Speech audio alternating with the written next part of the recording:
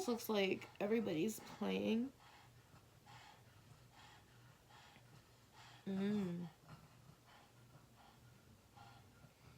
The Five of the Suit symbolizes struggles caused by ambitious maneuvering and competitive urge. This could be about someone who is pushing his or her agenda forward at the expense of others. There can be a fine line between demonstrating personal excellence and making others feel like losers. That's very, very true. That's very, very, very true. That's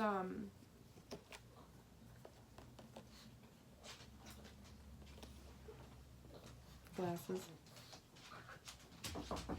You know,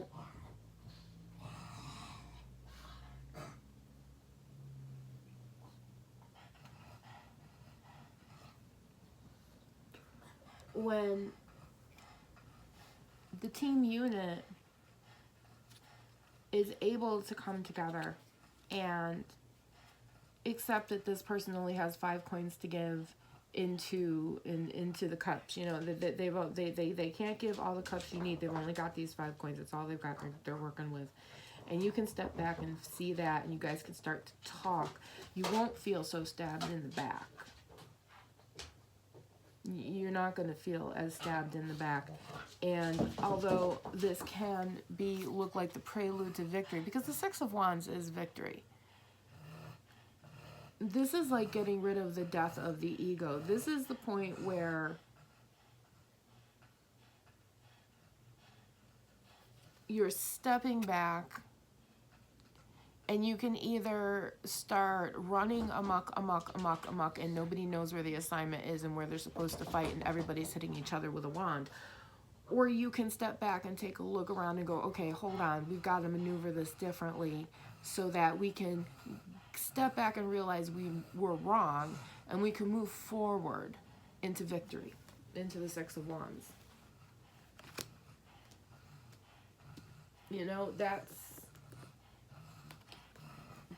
so important to be able to do that.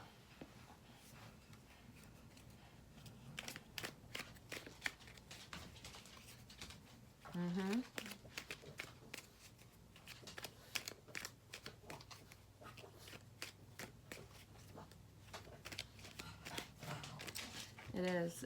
It's you know, and it creates it, and what that does when you're able to actually stand there at the Five of Wands in the middle of the mayhem, because the Five of Wands, you know, there can be a fine line between demonstrating personal excellence and making others feel like losers. It may be necessary to ask yourself, who is it that really benefits when we all fight so hard for such small rewards? You know, you're fighting each other, you're screaming at each other, and nobody is actually hearing each other. Walk away, give it an hour, send each other a text and say, this is what I was talking about. And the other person goes, well, this is what I was talking about. And then you guys can talk about it through text, because sometimes you can't hear someone unless you're reading it. And I know that my people out there who listen, who have the captions on right now, or have to watch TV with captions on it, get it. I can't do it, but if you can, you go right ahead. I'm not gonna, you go ahead. But you know, you have to step back from that just to assess where everything is going. Otherwise, if there's just absolute mayhem, those wands are going to go everywhere. They're not going to get the enemy you need them to get. Nobody's going to see the things that they need them to see. And it's just going to create complete and total chaos. Where when you step back and you actually start looking at things and you start using logic and reason and, you know, show me the evidence previously, you don't feel like that. I did not expect this one to be about relationships. But, you know, when you have that understanding, that's when you avoid the fox in the hen house. That's when you avoid the dumpster fire and the broken stuff in the cabinets and all of that stuff. Like, I don't even know what that over there is. That's got its own little thing. We will have to gather everything up and take a look at that. But yeah, this You know, it's okay to be wild and fancy free. But you also got to look back and make sure that you're tending your gardens. You know what I'm saying?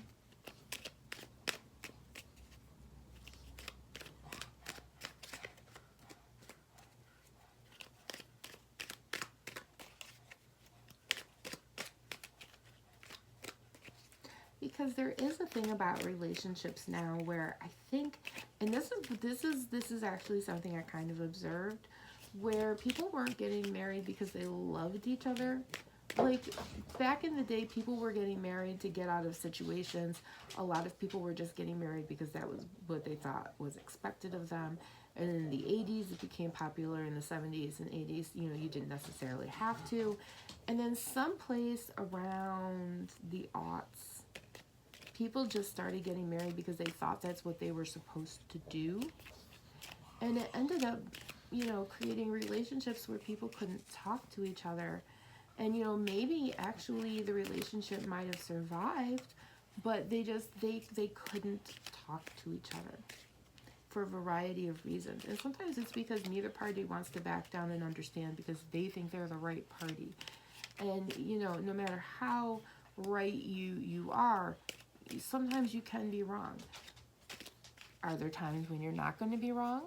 Yes. Are there, in those times, is there maybe a couple things that you might not know that may either add or detract from the truth? Possibly, but if the truth is 98%, that 2%, it's just going to depend, you know? Because if that 2% can't weigh down that 98%, then, you know? But these are also people who don't realize that a marriage, a union, a relationship. Thank you, Doug. Exactly. The spiritual union isn't 50-50. It isn't you walk in and it's 50% of each one of you are brought in. You walk in and you both bring 100% in. You know, it's like Monsters Inc. with the canisters that you have to fill up.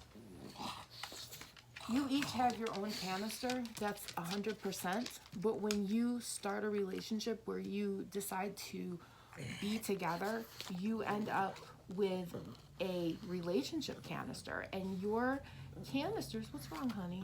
Your canisters, why don't you come up here and lay down? Come up here and lay down for a little bit. You were over there actively playing. But your personal 100% canisters have to both go into that one marriage canister for that marriage or relationship canister to rise up to the 100% level. Because then what happens is that when, say, one of you is down, maybe one of you gets an illness, the other person can compensate because you're only down 50%. They've already got 100 in there, so you know, they've got the extra in there to compensate. Where if you're only putting 50% of yourself in there, the canister's only filled to 50%, which then means that there's only 25% in there when someone gets sick, and then, you know, people just can't stand it, they can't function anymore. You know, that's why it's really important to sit in those quiet moments and have those tower moments, either mini tower moments, big tower moments, you know, therapist tower moments that you have with, you know, your therapist sitting there so you can cope, or a friend or whatever. That's why these are so important, because if you can do those, then you can come over here and you can step back and go, okay, this doesn't make sense. Like, I have to step back and realign myself. And I'm not saying that, you know, you're going to enter the relationship, it's going to be 100% because you did all these tower moments. I'm saying that even recognizing a little tower moment will help you recognize this a little bit so that you can step back and go, okay, I need to rearrange what I'm saying. And then you can look at your spouse and go, and your partner and go, yeah, you know, I think I need to say things differently and do things differently. And then you avoid the dumpster fire. The dumpster fire of it all.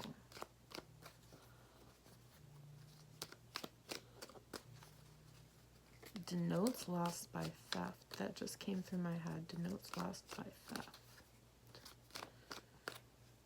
Doesn't signify suspicion. What was the one that... Did that one actually come up?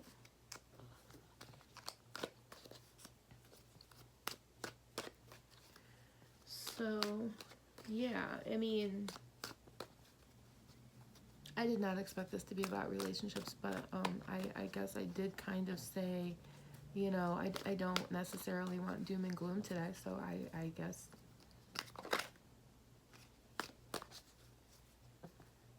something. They're funny today. But yeah. So yeah, you do have to sit and have those quiet moments, and you know. And remember, not going into any relationship, you are not going to be Mary Poppins in the woods. It is hard. It is hard, but you know, when you do it, there's such a beautiful success. And don't forget that people grow and change. Relationships grow and change. There's a reason why after like 7 years, sometimes you need a little therapy, because not only are you losing part of yourself in this relationship with this person, but now you're a whole different person, and you have to figure out not only who you are, but who you are with them, and then you have to kind of come back around, and then when you do, you realize, oh, I didn't lose any of myself, I just gained a whole lot. And if you can get to that point, which is, again, like I'm going to call it death of the ego, but I'm unsure if that is necessarily, let me see if this foot's going to be in this frame. A little bit, but that's okay, because that leg's got to stretch out.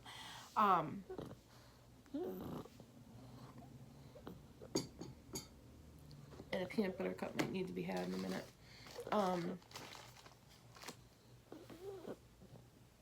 Then you kind of go a lot further than what you think you're going to. Because marriage changes and grows over time. I mean, if you grow older with somebody, they're going to get sick. They're going to get ill. You're going to have kids. Your kids might get ill and your kids might get sick. And if you can't step back either, you're going to end up with too many cups of your own, because you haven't had any of these quiet moments, and you're going to fall apart. And you're going to miss by, you're just going to pass by what's there in front of you. And then you end up here, where rather than success and victory in the Six of Wands, you end up down here in chaos, mired in the mud in the Five of Wands. I mean, this was not the direction I was expecting this to go. But that's okay, because I don't walk into this with any specific direction. I just walk in saying, this has absolutely nothing to do with me. If I learn something from it, great. If I don't, then great. Because this message is not necessarily meant for me, but you know, sometimes even at the end of Aesop's fable, there is a moral. And I do identify with this, because I have had this kind of divine union, and I have seen it around me too. You know, we've all seen it. We've seen our grandparents, you know, the people that work together to build, you know, the home and be fair and take on the responsibility. It's so important, because you know, when you do that, then you end up you don't have all of this, you know, brokenness in the clouds, and the, you know, I need to check your cell phone, and why do you need to check my cell phone, and because I don't trust you on the Facebook, because I need to spy on you because you're going on Facebook, or, you know, the king and queen here. The king and queen here, you know, they need to spy on each other because they're already broken, and they don't know that that's not normal. If you are in a relationship where your spouse needs to constantly check your phone, your emails, your Facebook, constantly is upset with your Facebook and things, that's not a relationship, sweetheart. That's a snake. That's a snake. That's not a person that's controlled. That's not a person you want in your life. That's a fox in the fucking henhouse. Excuse my language. You know, that's blood on the boulders. It always looks like blood on boulders to me. Do I need to make a railroad track reference, or a bear in the woods? You know, and you know who your trusted friends are. You know who they are. You know who your trusted humans are. But, you know, if you don't have those come to Jesus moments, and Jesus take the wheel moments, and all that stuff, you're gonna lie here in distrust, and you're gonna have a joker. You're gonna have a joker, and what's a joker a sign of?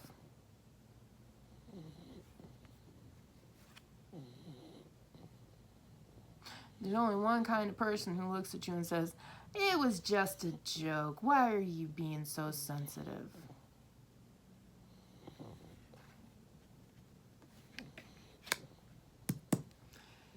Regular people say, "Oh my God, I was just kidding. What is wrong with you?"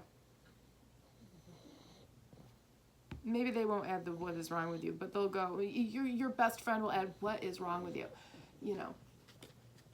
But in general, there's only one kind of person that does that.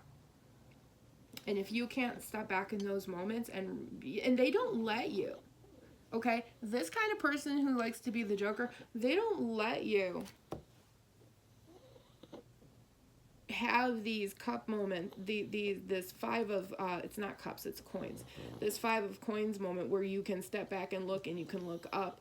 They keep you distracted from that. They keep you in your cups as much as they can so that they can keep you in mayhem, and then you just feel stabbed in the back. I mean, this is the cause of that. You don't have to keep up on somebody else's stuff like that.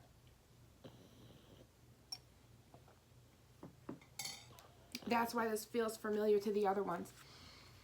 Because this kind of behavior, this is why this feels familiar to the last one I did with the stalking issue. Because this is borderline stalking. If you have to go through their phone, your partner's phone all the time, their emails, their whatever, their computer, if you cannot trust them with that, that is borderline stalking. And people will do the things that you think they're not going to do because you won't stop doing that. People will leave and go to other relationships, and then you'll get pissed off because, God, this is like going to work. You know, and what does all that do? Dumpster fire. And, you know, being a bear about it, being a heavy drinker, none of that here is going to help.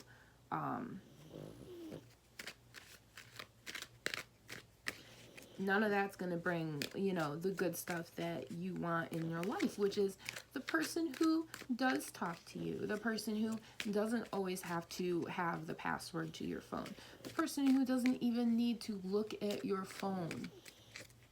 You know, if their phone dies and you guys are going shopping and, you know, you're trying on clothes, or you're in a store that they don't want to go into, and they're like, "Hey, can I use your phone to play solitaire?" And that's all they're doing on it. Great, that's trust. You have to have the trust and the truth. Weren't we talking about truth earlier? So you have to have trust. You have to have truth. These are such important things, you know. They stop calamity and clouds. It stops the calamity. It stops the snakes. It stops the foxes getting in the hen houses and disturbing everything, you know. Don't know why this became this lecture, but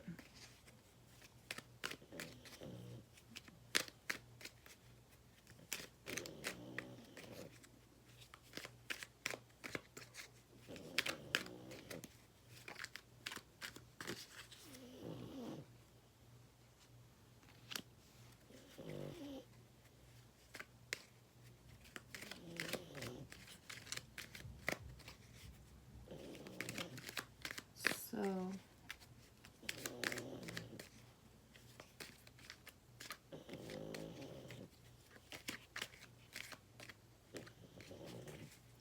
you know, this spread seems to be all about communication, clear communication, and truthful communication. And it shows that with an open communication from the start, you end up with an ally. And if in the process of not being able to communicate, you're able to step back and learn how to communicate, you end up with this ally. But if you constantly think that they're against you, then and you always have to check their phone, and you think they're always cheating, That's not a relationship. That's borderline stalking. That's not even going to get you what you want unless you get help for that. Because otherwise, it's just, foxes and snakes in the hen house. That's the Emperor upside down. The Emperor.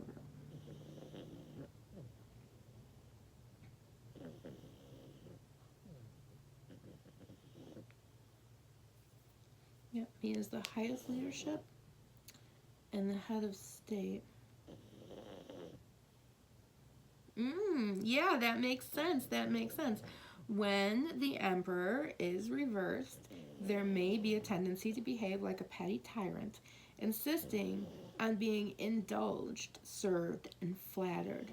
This emperor prefers his own version of events to what is actually true, at such risks losing the respect of his people. So, that's this chaos, this emperor upside down that needs to be in this control, that has to check the phone, that has to look at the emails, that always has to have access to the Facebook. And if you like one girl's sexy whatever pose, you are immediately cheating. You are not just a human being that likes it, because we all know everybody else is doing that with any sexy male, or they them, whatever floats you boat, as long as it is legal and moral.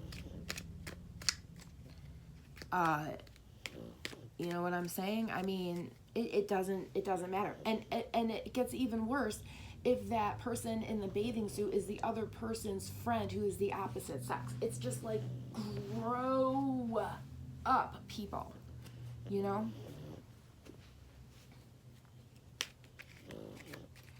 So yeah, that upside down emperor,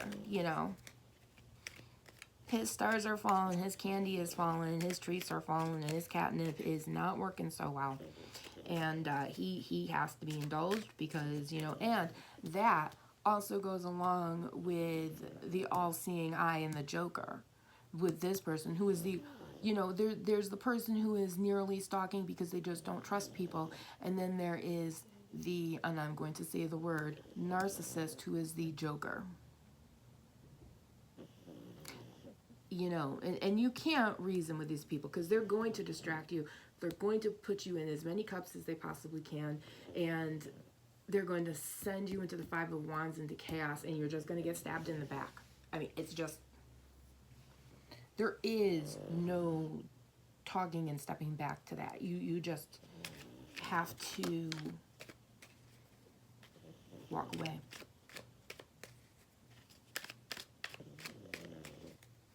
And get therapy before you walk away if you can. Get therapy in general. Therapy is good. Even if it's just like, I just want to check in with my mental health for a couple months. Yeah, check in with your mental health for a couple months. It's never going to hurt a thing. If you can do it, do it. Highly suggest it.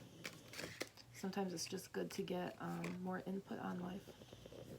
Yeah, the 10. Oh no, this is the 9 of Cups. I kept thinking this was the 10 of Cups. No, this is the 9 of Cups. See, this is happiness.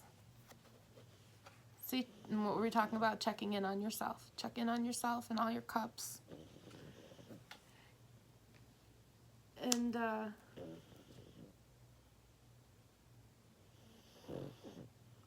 yeah. See, and this shows, too, that if you can step back and come out of your 9 of Cups, if one person can come out of their 9 of Cups and the other person can come out of their chaos, they can get good union with their 10 of Cups. They can arrive to their 10 of Cups, and their 10 of Cups, 8 of Cups here. Oh my God, 8, 9, 10 of Cups. The cat indicates flattery. So, that's good communication, and these are cat tarots. But you're never going to get that with this guy. Know when to cut your losses in a relationship. You're not going to get this with this guy. And if you've got kids, you've got to move however you've got to move. But and I don't feel like whoever this is for would be people that have kids. This is more like we don't have any children yet. We just maybe have some dogs and cats together. Maybe even reptiles. So this person is not going to change. But this person who is semi-stalking and needs to check the Facebook, if they get some therapy and realize that they need to do that because they have distrust, and maybe they're right not to trust that person, but this is also the kind of person that they're choosing, and at some point you have to step back and go, why do I keep choosing these people? And you have to do the self-work. And what is all that self-work? Sitting in the house in the woods in the quiet moments and having those tiny tower moments however you can. Right here. And have your doggy with you, have your kitties and your foxes and a nice little fire, and commune with nature. Have those little moments. You have to. It brings you full circle in life. It really does. Because you don't want to be down here in the chaos. That's just too chaotic in life, right? And right now, everybody is trying to find their 10 of cups. They just want to be peace. They want to have their kids. They just want their happy house in the woods or wherever it is that you want to live. Excuse me. And have the pets that they like. So, yeah. That is this reading.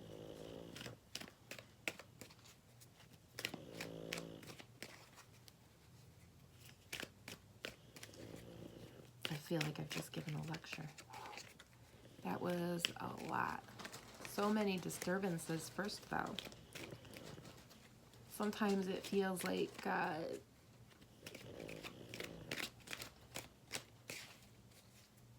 different things don't want you to necessarily know that. But this is also a growth thing. This is, we all have to have that growth, spiritual growth. The King of Cups. Yep.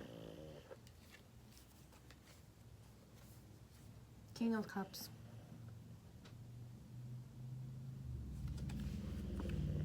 Let's look him up.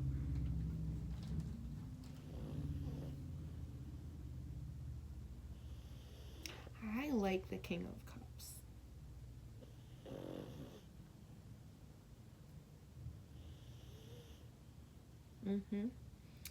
The man in this card, the human in this card does not need to communicate strength, passion, and commitment. Sometimes he is robed like a priest or shaman, intense and intuitive. He is a force to be reckoned with. Traditionally representing the energy of a king, this card usually portrays a watery background with a man seated on a throne, holding the cup of mystery in his hand. Occasionally, his cup is fomenting like the mouth of a volcano, emanating light but never boiling over. In reverse, the King of Cups reversed is bitterly holding a grudge of some hatred without holding his natural propensity for forgiveness and blessing. The reversal creates an emotional vacuum around him and deprives him of serenity. Yeah. His prodigious powers of empathy and compassion are wasted in favor of rehashing the past and feeling sorry for himself. Dispel the storm clouds, admit to hurt, forgive, and embrace. Let the sunshine and peace and benevolence back into the picture. And that's true, because it's not only the divine feminine that needs to have the tower moments, it's also the kings that need to have it. Everybody has to have their tiny little tower moments to deal with it and to become, the King of Cards and sit there in your wisdom and your strength and your passion, and once you get there, you don't have to speak it. People surrounding you, they'll just see it. And that's not only relationship wise, but that's individual wise. And relationship wise, just being your own King of Cups and sitting in your own strength, power, and truth, that's how you attract the right person. That's how you attract that person, because you've worked on yourself and you're able to sit there in your own silence. I did not think that was what I was going to say. But, so yeah, there we are.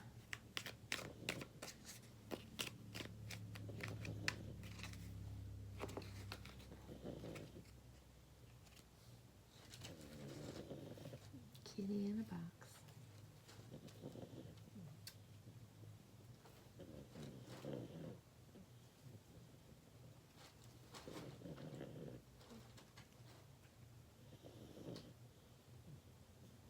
Yeah, and you know, the number 42 is in between the moon and the star, and that's actually very cute. Because in the book, that's the point of Earth, is to answer the ultimate question. And what is the ultimate question but balance? And to have a good relationship, and this isn't just a good relationship in a marriage, and because let's face it, that marriage is just a piece of paper. Your real relationship starts with the day that you guys decide to move your stuff together and coexist as humans. You don't have to be married for that.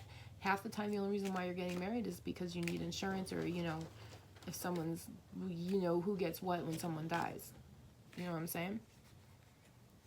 But that balance is so, you know,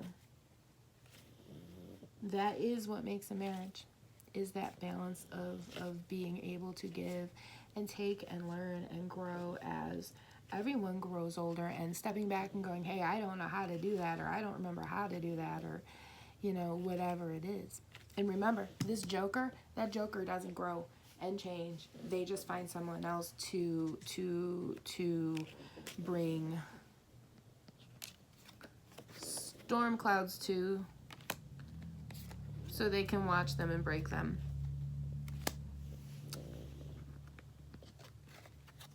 And what was I talking about with emails? And I just noticed that the King of Coins in the mail. And, you know, that too is if somebody's holding all your money. You know, it shouldn't be, I'm dating this person and now they're controlling all of my money. That's like that's not okay. That's abuse. And you might not see it as abuse because the people around you don't identify it that way. They just identify it as a sucky relationship. A sucky relationship can be abusive. It just can be. It can have snakes in the grass. But,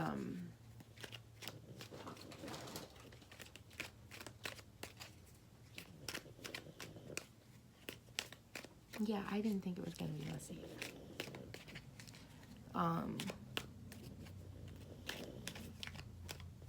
But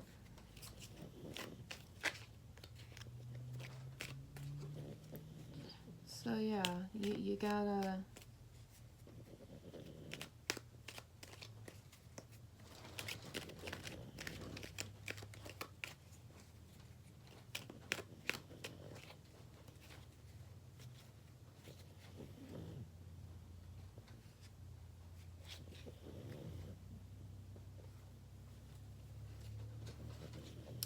so I think today's reading is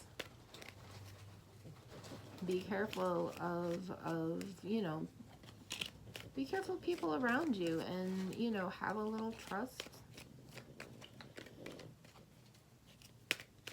and do the self-work. Do the self-work and stop and step, because, you know, if you're stopping and stepping back to realize that you're not, you know, that someone is in their Nine of Cups and someone feels stabbed in the back, and everybody's in chaos and nobody is looking up. If you feel like you're there, if you can step back and notice these 5 coins up there, that's amazing self-work. That is equivalent to this right here, this quietness and this tower work, because that's 2 people stepping back in the relationship and doing the tower work. And that is so very, very important in every single relationship. And like I say, whether it's employer or a spouse or friends, I mean, relationship is a relationship, you know. It can be anybody. Really, it can be chaos. Yes, it can be chaos.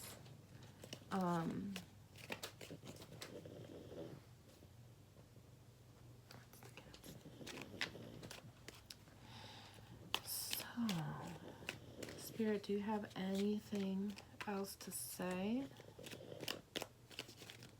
And don't forget, like this fire, I absolutely love this card, number 38, Flames on the Hearth. indicate good fortune, and neutralize the evil of near-lying unlucky cards. So you have the opportunity to neutralize this behavior that you're doing. Now, if you're a narcissist, it's a good chance, unless you really and truly choose that you want to do the self-work, that's not going to happen. But if you notice that you're the person who has to keep up on everybody, if you notice that you're the person doing weird stuff, if you notice that, you know, you're that person that's getting a little stalky, whether it's with your friends or your loved ones or whatever, take that step back and take a look, because this hearth will help you neutralize that behavior, so that you can go, hey, you know, I kind of need to not be this emperor. I need to kind of switch him over, and, you know, maybe the next time I meet a guy or a girl or a human, not check their phone so much. And when I feel the need to, I need to step back and say, why do I need to check this? Why do I need to call them at work? Why do I need to be upset because, you know, they're on Reddit while, you know, they should be at lunch? Or for whatever reason it is that you have that you are now upset, step back and ask why. Why? How does it affect me if they go on social media when they're having a break? It doesn't. So what, their best friend wore a bikini and went to the beach and built a sand castle and they liked it and whatever. Who cares? You're the one they go home to every night, right? That's the point. You're the one they go home to. They're not going home to anybody else. They're not chatting with anybody else. They're not calling anybody else. And yes, right now you're going, but I don't know if they're chatting with someone else if I'm not checking their phone. But if you're checking their phone, you're stalking them. And you're not giving them the freedom. You're just assuming, and you can't trust. And people will feel that energy. People will feel that energy, and that will make them do things that they wouldn't normally do. And it will also draw those people to you who are looking for a relationship of someone who's not going to do that. And then when you start doing that, they go back to old habits because you went back to old habits too. No idea where this reading is coming from. So, you know, you've got to have that trust. But you can neutralize your own behaviors so that you can get back up here. And like this behavior here is on the same line as this. You can neutralize this, we can't talk to each other because we're on two different levels. You can neutralize that. You just have to step back. You got to look at those 5 of coins and go, well, I got 5 coins. That works for me. You know? But remember, there are some people you are not going to be able to change. And you're going to find stuff that you're not going to like, that's going to cause some clouds, that's going to bring up some snakes, it's going to break some stuff, that's going to cause a fox in the hen house, and stalking and watching and bloodbaths and whatever this is, dependent upon the Venn diagram of the Joker. Walk away. If you're somebody that does the text and you see that red flag, walk away. Just walk away. Just walk away. And then start asking yourself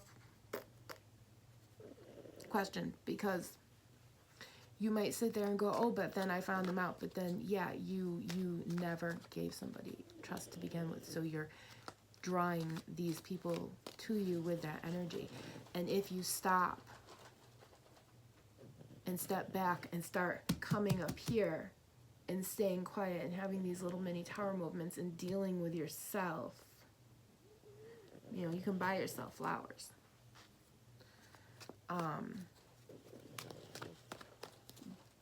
Then you can change. You can change. You know? And you can find the good omens. You can find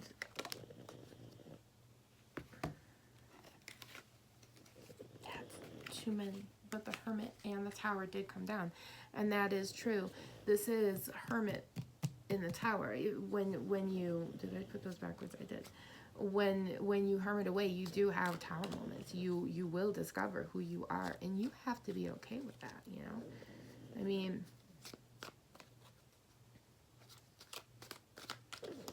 this King and Queen of Wands can be, you know,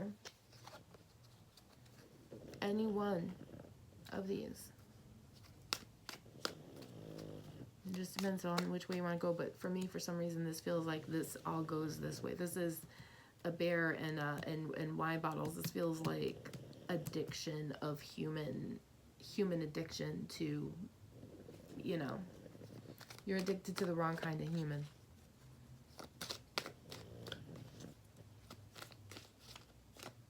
And trust me, people don't just naturally, you know, this takes training. It takes, you know, seeing good relationships and not wanting to mistrust the person in your life, you know? And you do have to get to a point where you're just like, I don't want to mistrust everybody. And you do sometimes have to kind of be in the dark a little bit, you know?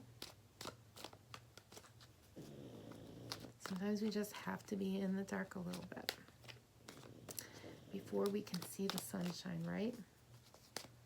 So, Spirit, do we have anything else today at all?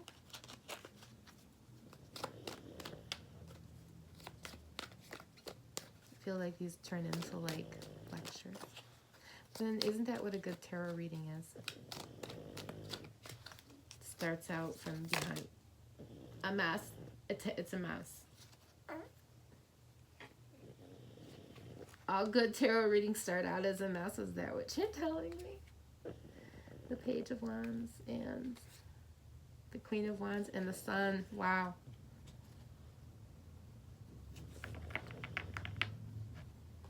And the Sun.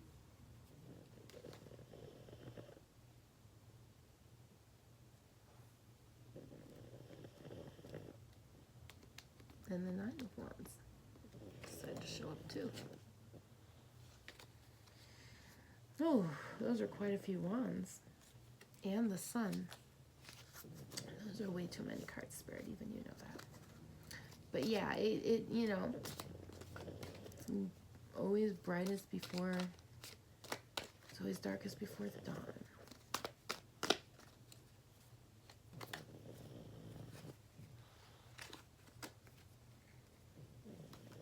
See, and then sometimes things are backwards and you just have to righten them. You just have to get them the right way. All right, Spirit, do you have anything else to tell me about this reading?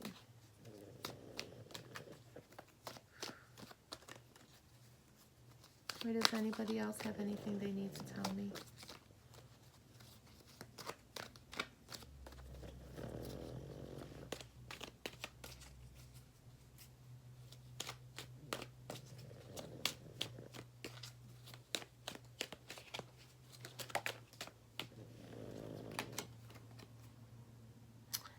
Temperance.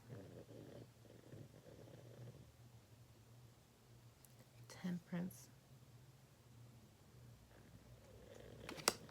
One foot on the water and one foot on the land. It always looks like that to me.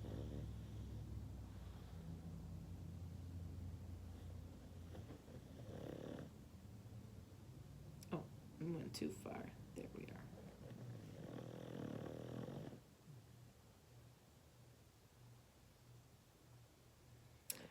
Temperance.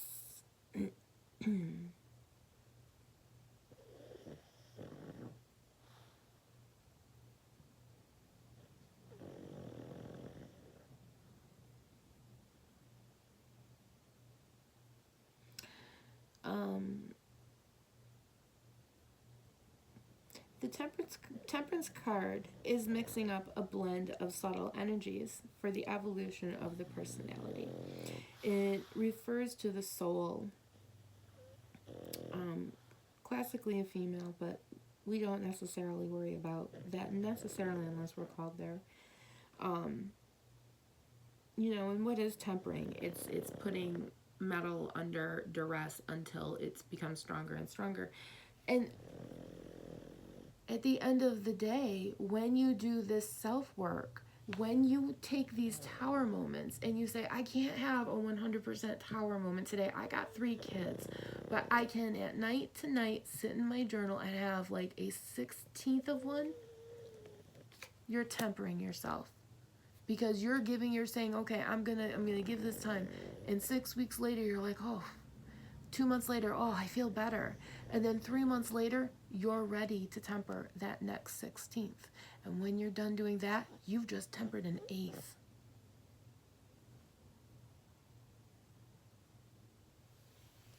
Temperance is making yourself stronger, and that is the point of this spread. Don't stay in past bad. There are some people that are always going to be in bad behaviors, and they are not good people on the outset. But there are people who are probably pretty well decent people, and with some temperance and some tower moments and some self-work, they can come together and they can be far better people. And they can get to that point where, they've got that trusty person, and they know who the fox in the hen house is, and, they know how to light a fire.